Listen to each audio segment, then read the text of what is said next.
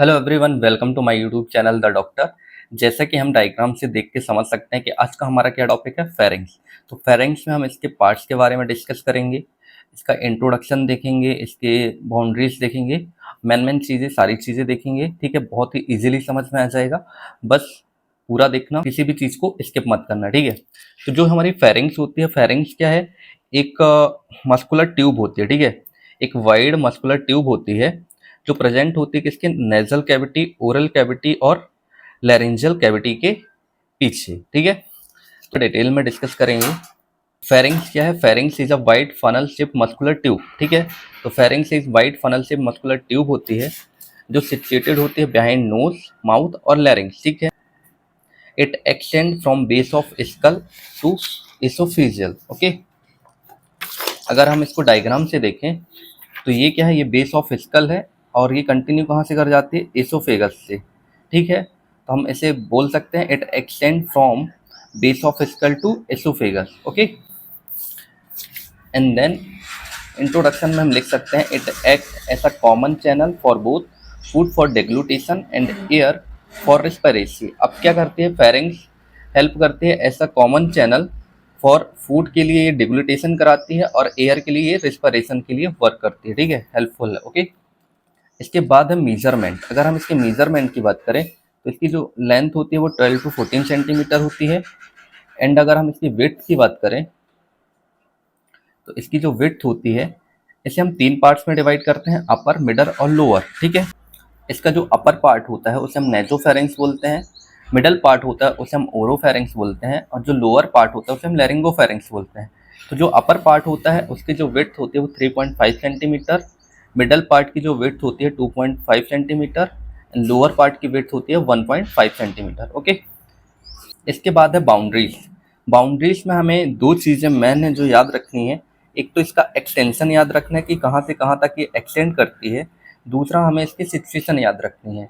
अगर हमें ये दो चीज़ें पता है तो हमें सुपीरियर, इंफीरियर और एंटीरियर का पता चल जाएगा। ठीक है, जैसे अगर हम इसके एक्सटेंड को हम जानते हैं कि बेस ऑफ स्कल से इसोफेगस तक एक्सटेंड करती है, तो हम सुपीरियरली में लिख सकते हैं base of school. Okay, and अगर हम इन्फीरियर की बात करें तो इन्फीरियर किससे कंटिन्यू करती है? एसोफेगस से, तो हम इसे लिख सकते हैं कंटिन्यूस विथ एसोफेगस। तो हमें एक्सटेंड से दो चीज़ें पता चल गई, सुपीरियर और इन्फीरियर।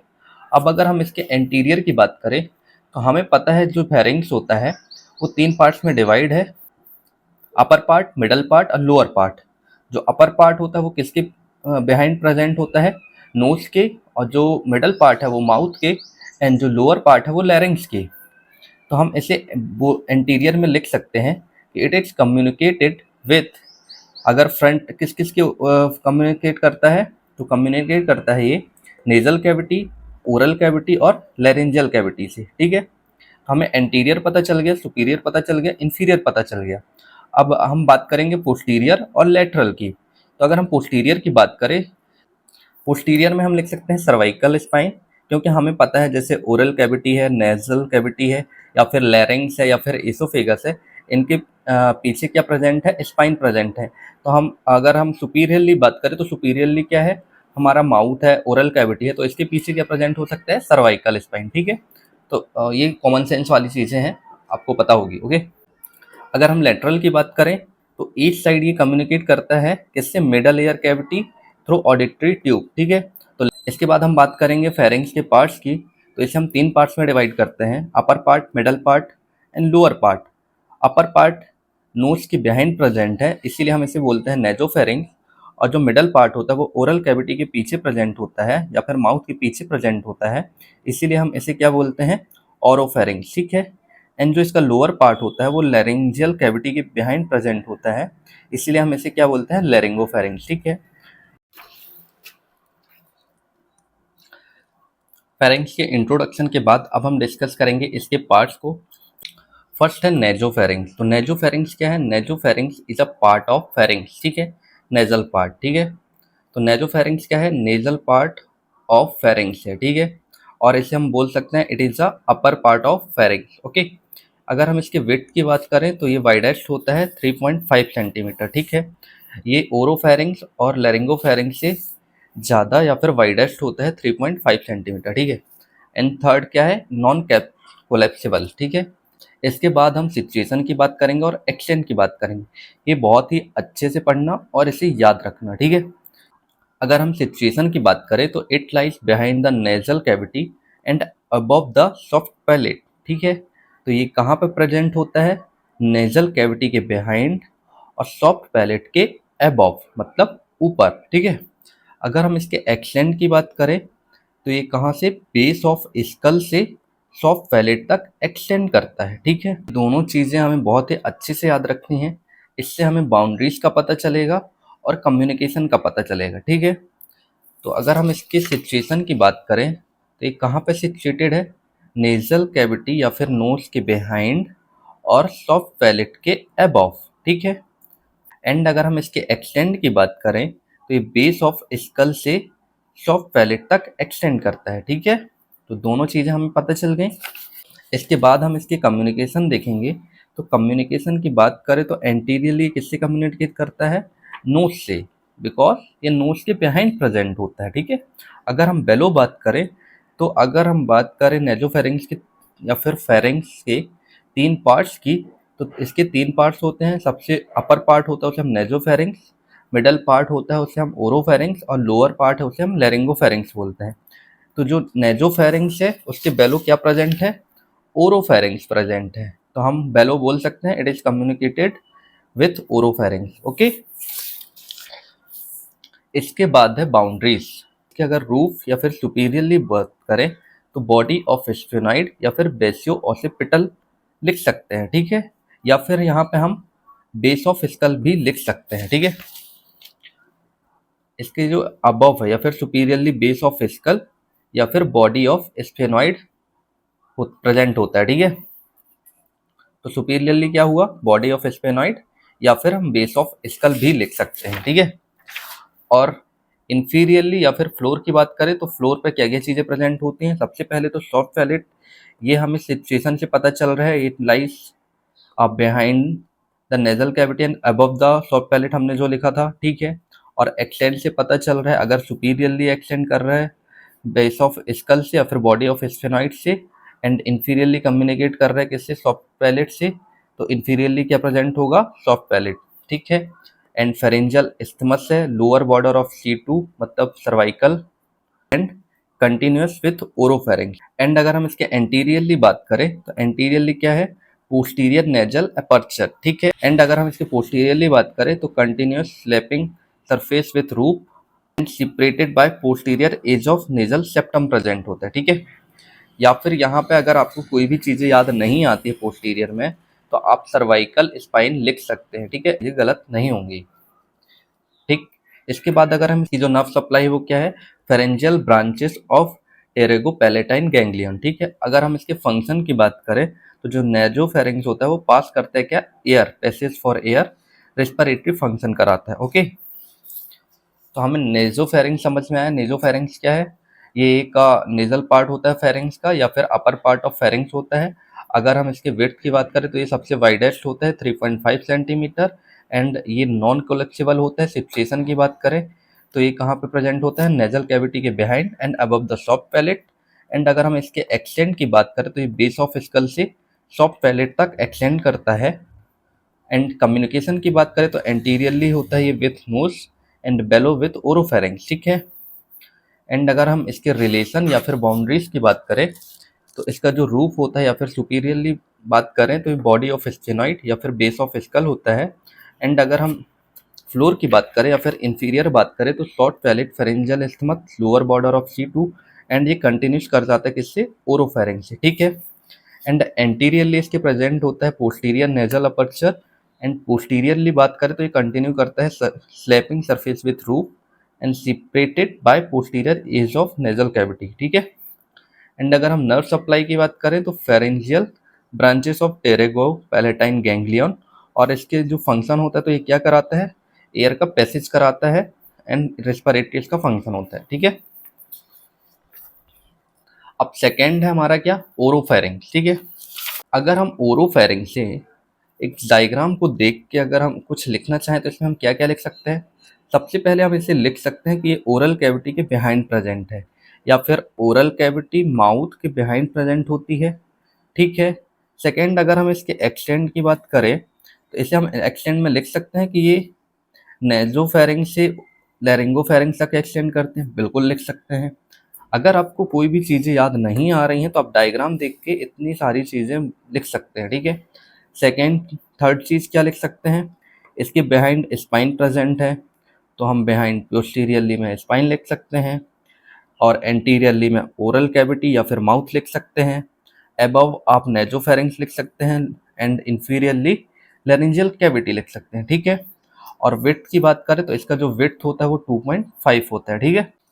तो अब हम नोट से पढ़ते हैं कि इसमें क्या क्या चीज़ें हैं, ओके। तो सेकेंड है ओरोफेरिंक्स।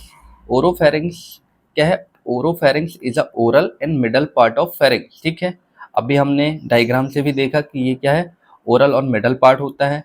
सेकेंड, अगर हम इसकी विड्थ की बात करें तो ये नैरो होती है अकॉर्डिंग टू नेजोफेरिंक्स 2.5 सेंटीमीटर, और हमने नेजोफेरिंक्स में कितना पढ़ा था, वो वाइडेस्ट होती है 3.5 सेंटीमीटर, ओके। इंट्रोडक्शन के बाद अगर हम इसके लोकेशन की बात करें तो ये कहाँ लोकेटेड होता है, behind the oral cavity and posterior to palatoglossal arch, ठीक है। तो हमने अभी भी डायग्राम के थ्रू भी देखा था ये किसके बिहाइंड प्रेजेंट होती है, ओरल कैविटी है, ठीक है।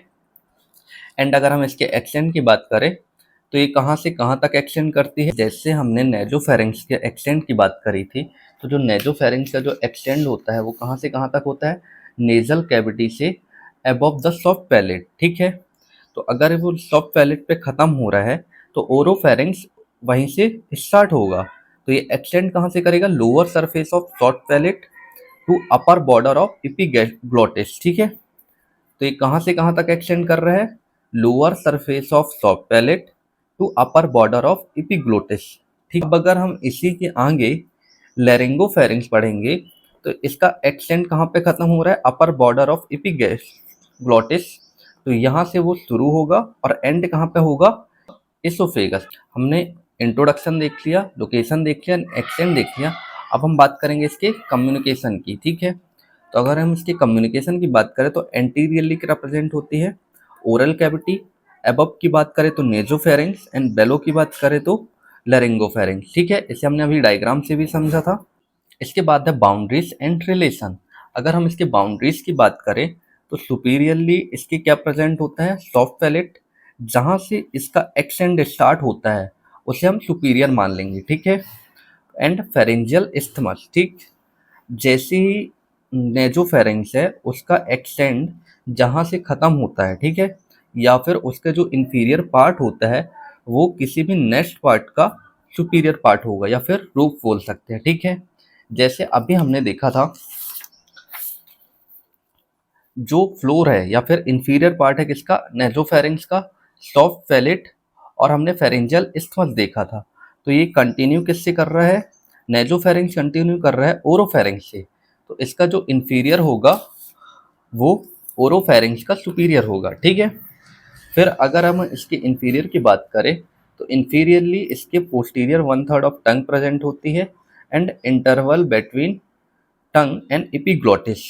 तो इंफीरियर में हम इसे लिख सकते हैं, जहाँ से एक्सटेंड इसका ख़त्म होता है उसे हम इंफीरियर में लिख सकते हैं, और इसका जो इंफीरियर होगा वो क्या होगा, लैरिंगोफेरिंक्स का सुपीरियर होगा, ठीक है। इसके बाद है एंटीरियर वॉल। एंटीरियर वॉल जैसे हमने नेजोफेरिंक्स में लिखा था, इसकी जो एंटीरियर वॉल जो होती है वो हम नेजोफेरिंक्स बोल सकते हैं, या फिर उसमें था पोस्टीरियर नेजल एपर्चर। तो इसमें क्या हो सकता है, ओरोफेरिंजियल इस्थमस या फिर फेरेंजियल पार्ट ऑफ टंग। तो हमें पता है माउथ की जो बिहाइंड क्या प्रेजेंट होती है, टंग होती है, तो हम टंग भी लिख सकते हैं। एंड अगर हम इसके पोस्टीरियर वॉल की बात करें तो body of C2 C3 vertebra होता है, ठीक है। तो अगर आपको कुछ भी चीज़ें याद नहीं आती पोस्टीरियर वॉल में तो यहाँ पे आप सर्वाइकल स्पाइन भी लिख सकते हैं, फिर सर्वाइकल वर्टेब्रा भी लिख सकते हैं, या फिर स्पाइन बस भी लिख सकते हैं, that is correct, okay. And अगर हम इसके लेटरल वॉल की बात करें तो it is supported by pterygomandibular raphe, mandible, tongue and hyoid bone, ठीक है। अगर हम इसे डायग्राम से डिस्कस करें ओरोफेरिंग, ये वाला पार्ट कौन सा है, ओरोफेरिंग्स है। तो इसके लेटरली हमें क्या क्या चीज़ें देखने मिल सकती हैं, इसके लेटरली हमें हॉइड बोन देखने मिल सकती है और मैंडिबल देखने मिल सकता है, ठीक है। तो हम लेटरली इसको ऐसा सपोज करके हम देख सकते हैं या फिर थोड़ी सा कॉमन सेंस लगाएंगे तो ओरोफेरिंग्स की लेटरली क्या क्या चीज़ें प्रेजेंट है वो हम फील भी कर सकते हैं। तो वहाँ पे क्या क्या चीज़ें हैं, हाइड बोन है और मैंडिबल होता है, ठीक है। इसके बाद आते हैं नर्व सप्लाई। तो नर्व सप्लाई कौन कौन सी नर्व सप्लाई करती हैं, 9th एंड 10th नर्व। इसके बाद अगर हम इसके फंक्शन की बात करें तो ये passage for air and food, ठीक है। ओरोफेरिंग से यहाँ से हमें दोनों चीज़ें पास होंगी, एक तो एयर भी पास हो जाएगी और दूसरा फूड भी पास हो जाएगा, ठीक है। एंड अगर हम नेजोफेरिंग्स की बात करें तो नेजोफेरिंग्स में क्या पास हो रहा था, पासेज ऑफ एयर, ठीक है। और अगर हम लैरिंगोफेरिंग्स की बात करेंगे वहाँ पे केवल क्या होगा, फूड होगा। तो ओरोफेरिंग्स में दोनों चीज़ें हैं, passage of air and food. Nasopharynx में केवल एयर है क्योंकि वहाँ से हम एयर को इनटेक करते हैं। और लैरिंगोफेरिंग्स की बात करें तो लैरिंगोफेरिंग्स में हम केवल फूड का इनटेक करते हैं। इसके बाद हमारा थर्ड पार्ट क्या है, लैरिंगोफेरिंग्स। इसे हम क्या बोलते हैं, लोअर पार्ट भी बोलते हैं, ठीक है। तो अगर हम इसके इंट्रोडक्शन की बात करें तो ये हमारा लैरिंगो जो फेरिंग्स होता है वो क्या है, लैरिंजियल या फिर लोअर पार्ट ऑफ फेरिंग्स होता है, ठीक है। अगर हम इसकी विड्थ की बात करें तो ये बहुत ही नैरो होता है, नरेस्ट पार्ट ऑफ जीआईटी होता है। इसकी जो विड्थ होती है 1.5 सेंटीमीटर होती है। एंड अगर हम इसकी सिचुएशन की बात करें सभी पार्ट्स में देखा, जैसे ओरोफेरिंग्स या नेजोफेरिंग्स में, तो जैसे नेजोफेरिंग्स प्रेजेंट होता है behind the nasal cavity and oropharynx behind the oral cavity, वैसे ही जो लैरिंगोफेरिंग्स होता है वो बिहाइंड प्रेजेंट होता है लैरिंग्स या फिर लैरिंजियल कैविटी, ठीक है। एंड अगर हम इसके एक्सेंट की बात करें तो ये एक्सटेंड करता है कहाँ से, अपर बॉर्डर ऑफ एपिग्लोटिस से lower border of cricoid cartilage and anterior and lower border of C6 posterior. And अगर हम इसकी कम्युनिकेशन की बात करें तो ये कम्युनिकेट करता है एंटीरियरली, किससे कम्युनिकेट करेगा, लैरिंजियल कैविटी से थ्रू लैरिंजियल इनलेट, ठीक है। अगर हम इसके अबव की बात करें तो ये ओरोफेरिंग्स एंड बेलो एसोफेगस, ठीक है। अगर हम इसे डायग्राम से डिस्कस करें, ये है हमारा लैरिंगोफेरिंग्स। तो अगर हम लैरिंगोफेरिंग्स की बात करें तो ये किसके बिहाइंड प्रेजेंट है, लैरिंग्स के बिहाइंड प्रेजेंट है, ठीक है। तो इसके एंटीरियरली क्या होगा, लैरिंजियल कैविटी प्रेजेंट होगी, ठीक है। अगर हम अबव की बात करें तो अबव क्या है, ओरोफेरिंग्स है। तो हम लिख सकते हैं it is communicate above with oropharynx. और अगर हम बेलो की बात करें तो ये जो बेलो है वो कम्युनिकेट करता है इसोफेगस से, ठीक है। Now boundaries, okay. अगर हम इसकी बाउंड्रीज की बात करें तो जो इसकी एंटीरियर वॉल होती है वो होती है laryngeal inlet, posterior surface of लैरिंग्स and posterior surface of cricoid cartilage, ठीक है। तो इसकी बाउंड्रीज एंटीरियरली क्या क्या चीज़ें बनाती है, laryngeal inlet, posterior surface of लैरिंग्स and posterior surface of cricoid cartilage, ठीक। एंड अगर हम इसके पोस्टीरियर वॉल की बात करें तो इसकी जो पोस्टीरियर वॉल होती हैं वो सपोर्टेड होती हैं by bodies of C3, C4, C5, C6 vertebra, okay. And अगर हम इसके लेटरल वॉल की बात करें तो सपोर्टेड होती हैं by thyroid cartilage and thyrohyoid membrane के थ्रू, ठीक है। एंड अगर हम इसके नर्व सप्लाई की बात करें तो इसे भी 9th and 10th nerve supply करती हैं, ठीक है। एंड इसके फंक्शन की बात करें तो अभी भी हमने डिस्कस किया था ओरोफेरिंग्स में, तो ये पासिस कराता है फूड का एंड डाइजेस्टिव फंक्शन करता है, ठीक है। आई होप आपको चीज़ें समझ में आई होंगी। अगर आपको चीज़ें समझ में नहीं आई, कहीं पे भी कोई भी प्रॉब्लम है तो आप प्लीज़ कमेंट करके ज़रूर बताना। और प्लीज़ बहुत मेहनत लगती है ब्रो, तो एक लाइक, एक शेयर एंड एक कमेंट जरूर करना। Thank you.